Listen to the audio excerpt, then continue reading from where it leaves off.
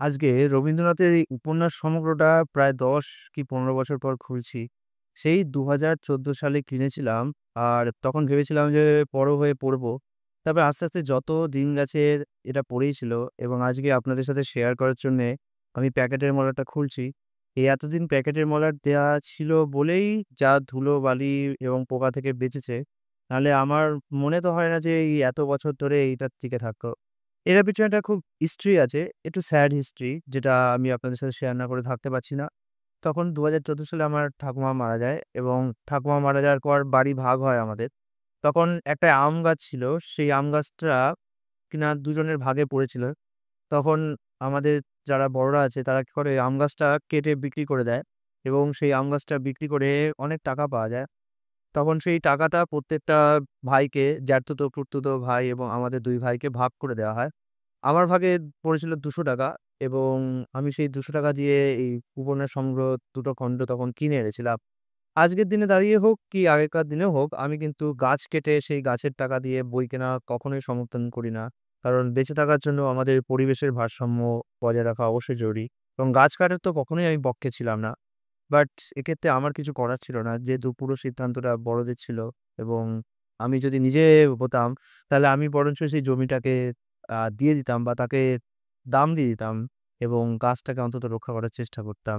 যাই হোক, এই উপন্যাস সংগ্রহটা বেশ পুরনো দেখতেই পাচ্ছেন। এটা কবে প্রিন্টিং সেখানে উল্লেখ করা দেখছি না। তখন এটা ৳১০০ দাম ছিল।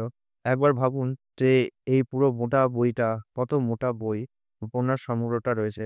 এটা মাত্র ৳১০০। আজকাল তো ৳১০০ তে একটা পাতলা চটি বইও পাওয়া যায় না। আর এখানে তখনকার দিনে ২০১৩-১৪ সালের কথা বলছি। তখনকার দিনে এই ৳১০০ তে আপনি এরকম মোটা, মোটা বই কিনতে পারতেন। এখনো বই পাওয়া যায় ৳১০০ তে বাট অতটা ভালো পেজ কোয়ালিটি বা বাদাই হয় না। কিন্তু আমি দেখেছি সাহিত্যমের যে বইগুলো, সেগুলো একটুখানি বেশ ভালোই হয়। মানে দামের দিক থেকে অনেকেই সেটাকে এফোর্ড করতে পারে। সাহিত্যমের উপরে আছে হচ্ছে দেজ পাবলিশিং। দেজ পাবলিশিং এর বইগুলোও বেশ এফোর্ডেবল হয় বাট একটুখানি প্রিমিয়াম।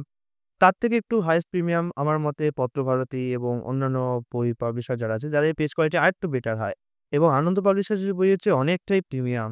মানে আপনি সত্যি কথা বলতে কি আনন্দ পাবলিশার্স এর এই সেম সাইজের বই যদি একটুখানি ভালো পেজ কোয়ালিটি হয়, অবশ্যই আনন্দ পাবলিশারের পেজ কোয়ালিটি খুব সুন্দর। এটা আমি অস্বীকার করব না। কিন্তু দাম অত্যন্ত বেশি। ৳১,০০০ র কাছাকাছি দাম হতো যদি এটা আনন্দ পাবলিশার্স এর দ্বারা পাবলিশ করা হতো।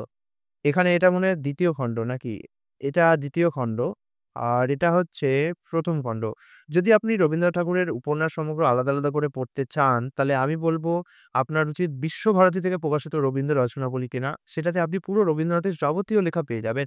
বাট আলাদা করে আমার মতে উপন্যাস সমগ্র বা গল্প সমগ্র বা গল্পগুচ্ছ কেনার দরকার নেই। এতে কি হবে? কস্টটা বেশি হবে। বাট আপনি যদি একজন সংগ্রাহক হন, আপনি চান যে আপনার বাড়িতে বিভিন্ন রকমের বই থাকুক, তাহলে হয়তো আপনি এটা বেচবেন। কিন্তু আমার তখন রবীন্দ্রনাথ বলি আমার কাছে মানে এই সমস্ত বইয়ের দোকানে ছিলও না। আর আমি অত জানতামও না তখন সবে নতুন, নতুন শুরু করেছি। তাই আমি উপন্যাস সংগ্রহটা দেখলাম ৳১০০ য় খুব সস্তায় পাওয়া যাচ্ছে। তাই জন্য কিনে নিয়ে এসছিলাম। কিন্তু এখন মনে হচ্ছে রবীন্দ্র রচনাবলী হয়তো বেটার হতো। যাই হোক এখন রবীন্দ্র রচনাবলী তো পিডিএফ ও পাওয়া যাচ্ছে। তো সেটা একটা আলাদা কথা। তো এই ১ম খণ্ডে বউ ঠাকুরনীয়া, রাজশ্রী, চোখের বালি, প্রজাপতির নির্বন্ধ, নৌকাডুবি, ২ বোন, মালঞ্চ আর ৪ অধ্যায় রয়েছে। আর ২য় খণ্ডটা একটুখানি কম উপন্যাস রয়েছে। কারণ এখানে একটা বড় উপন্যাস হচ্ছে গোরা। এজন্য এটার অনেকটা লেগেছে। গোরা, চতুরঙ্গ, ঘরে বাইরে যোগাযোগ আর শেষের কবিতা। গোরা উপন্যাসটা তো বিশাল বড়। এই গোরা উপন্যাসটা বইয়ের প্রায় 40% জায়গা নিয়ে নিয়েছে। এই দেখুন গোরা উপন্যাসটা শুরু হচ্ছে এখানে এবং এখনো গোরা উপন্যাস চলে যাচ্ছে। বেশ বড় কিন্তু গোরা উপন্যাসটা। এই এত মোটা গোরা উপন্যাস।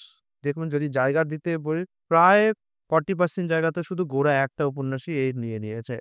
তো এই ছিল একটা সংক্ষিপ্ত ভিডিও যেটাতে আমি উপন্যাস সংগ্রহটা ডিটেইল রিভিউ করলাম। আমি এটার আলাদা, আলাদা করে সেপারেট রিভিউ করব এবং কিছুদিনের মধ্যে এই ভিডিওটা নিয়ে উপস্থিত হব।